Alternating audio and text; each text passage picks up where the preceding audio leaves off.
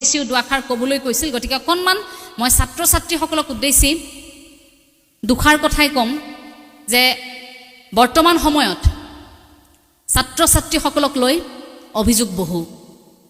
সেই অভিযোগবোৰ, সেই দাগবোৰ যে আমাৰ গাত লাগিছে, সেই দাগবোৰ কিন্তু আমি নিজেই নোহোৱা কৰিব লাগিব। আমি নতুন প্ৰজন্মই নোহোৱা কৰিব লাগিব। বগা কাপোৰযোৰ পিন্ধিলেই নহয় বোলে তাক দাগ নলগাকৈ ৰাখিবও পাৰিব লাগিব।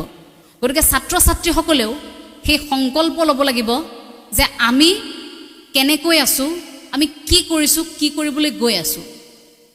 আমি বাস কৰি থকা সমাজখন, ইয়াত গুৰু কোন, এই যে গুৰু দেও নাম ভকত, এয়া উপলব্ধি কৰিব লাগিব।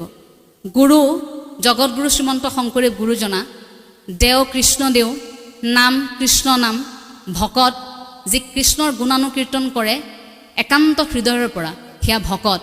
গতিকে ছাত্ৰ ছাত্ৰীসকলেও কেতিয়াবা ভকতৰ উপলব্ধি কৰিব লাগিব যে ভকত কেনেকৈ হয়।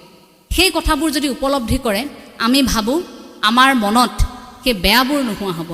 উদাহৰণ আমি বহু সংখ্যকক ল'ব পাৰোঁ। উদাহৰণ আইনষ্টাইনক ল'ব পাৰে আপোনালোকে, যে জীৱন আৰু মানৱতাবাদৰ কথা শিক্ষাৰ লগতে কেনেকৈ শিকিছিল। সাম্যবাদৰ ধাৰণাৰ বাবে আপুনি কলাগুৰু বিষ্ণুপ্ৰসাদ ৰাভাক আনিব পাৰে। আৰু গোটেই জীৱন দৰ্শনৰ বাবে গুৰুজনাতকৈ শ্ৰেষ্ঠ আৰু কোনো নাই।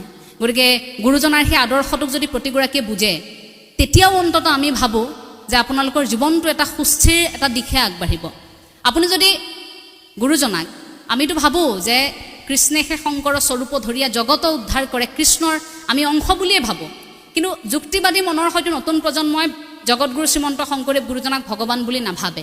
ঠিক আছে, নাভাবে, কিন্তু সেইসকলক মই ক'ম যে আপোনালোকে অন্তত সাহিত্যিক বুলিও যদি ভাবে, সমাজ বিজ্ঞানী বুলিও যদি ভাবে, মনোবিজ্ঞানী বুলিও যদি ভাবে, যিকোনো এটা দিশ গুৰুজনাৰ এটা অংশও যদি আপুনি ভাবিছে যে গুৰুজনা সাহিত্যিকহে আছিল, ঠিক আছে, সেই সাহিত্যিক বুলি ভাবিয়ে গুৰুজনাৰ সাহিত্যৰাজিক বুজিবলৈ আৰম্ভ কৰক।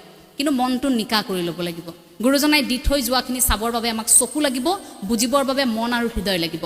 গতিকে মন আৰু হৃদয় যদি আপোনালোকৰ আছে, চকু যদি আছে, তেন্তে সেইখিনি চাই সেইখিনি জ্ঞান ল'ব লাগিব। যদি আপুনি ভাবিছে গুৰুজনা নৃত্যশিল্পীহে আছিল, ঠিক আছে, নৃত্যৰ জৰিয়তে যিখিনি কৰিছিল সেইখিনিকে বুজিবলৈ চেষ্টা কৰক। যদি ভাবিছে গুৰুজনা এগৰাকী সংগীত পৰিচালকহে আছিল, ঠিক আছে, সংগীত পৰিচালক হিচাপে আপুনি ভাবিবলৈ আৰম্ভ কৰক। গুৰুজনা নাট্যকাৰহে আছিল, ঠিক আছে, নাট্যৰ জৰিয়তে কেনেকৈ সমাজক সমাজমুখী হোৱাৰ এটা বাট দিছিল, সেই কথাখিনি উপলব্ধি কৰক। তো প্ৰতিগৰাকীয়ে যদি সেই কথাখিনি উপলব্ধি কৰে, আমি ভাবোঁ ছাত্ৰ ছাত্ৰীসকলৰ মনত এই গুৰুজনাৰ আদৰ্শটো শিপাব। বিকল্প বহু থাকিব, অনুষ্ঠান বহু আহিব, কাৰণ অসমীয়া জাতি আমি উৎসৱ পাতিয়েই থাকোঁ। উৎসৱ আমাৰ শেষেই নহয়। এই উৎসৱমুখী অতি উৎসৱ পতাৰ বাবে আমি এলেহুৱাও হৈছোঁ।